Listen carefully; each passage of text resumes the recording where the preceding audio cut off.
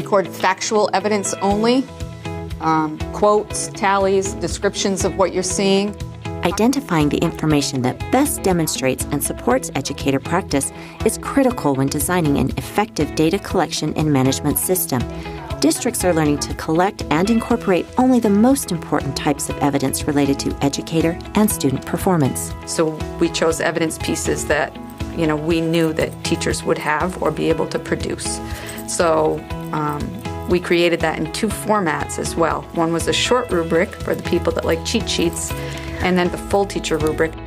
Once we streamlined what we wanted, or the number of pieces, they got very nervous because they were going from these big giant binders, and we were only asking for 3 to 5 pieces per standard.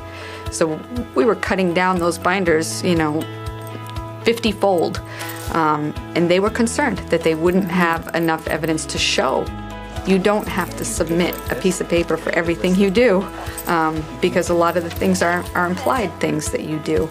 I think if you have a narrative describing what you saw and what you learned from your students and what you learned for instruction, that's a big piece. Yeah. An intentional approach to evidence collection is enhanced by the use of digital tools that organize information in a way that promotes meaningful analysis and reflection. Yeah, every form lives online, and so at the beginning of the year, the teachers can log right in. They can set up their self-evaluation. When they complete the self-evaluation, I receive an email saying it's been completed along with their SMART goals. I can then review it. They can scan things in. They can use call logs, emails. I've had a number of teachers use videos.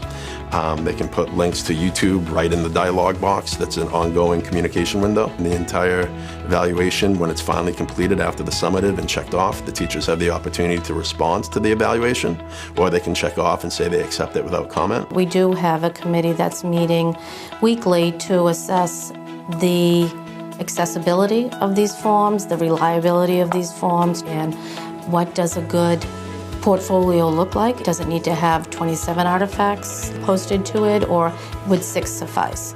As a faculty, we want to make sure that we're all on the same page.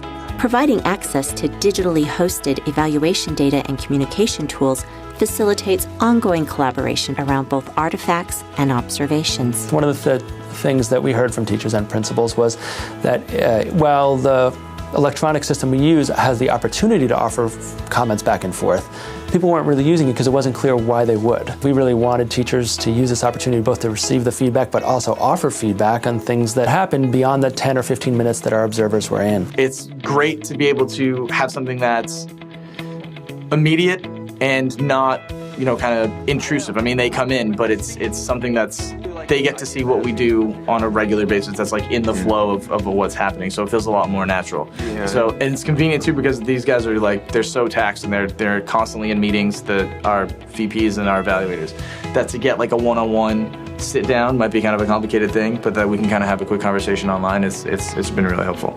They might not see the whole picture in that time. We're able to offer some feedback, and when they say, did you pre-test for this, have you considered this?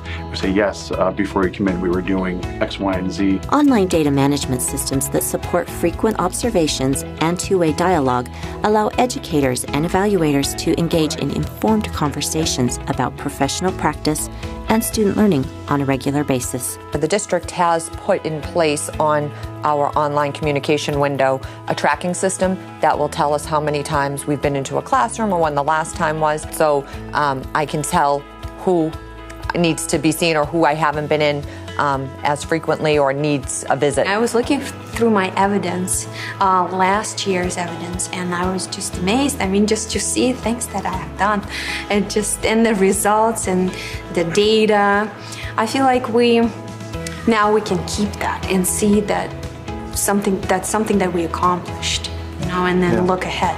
When data can be readily accessed and analyzed, conversations at every level are informed by the most accurate and timely information available, resulting decisions related to resource allocation, professional learning supports, or necessary interventions are more likely to serve the unique needs of individual educators and their students. We yearly have survey data from families. We also are analyzing our assessment data, our MCAS scores, as well as our internal measures. We may look at some information qualitatively from students, some student-driven conversations, and those pieces inform my goals. I think looking at the entire process and how we have been able to make each part and piece important. What's our next step to continue improving in this process?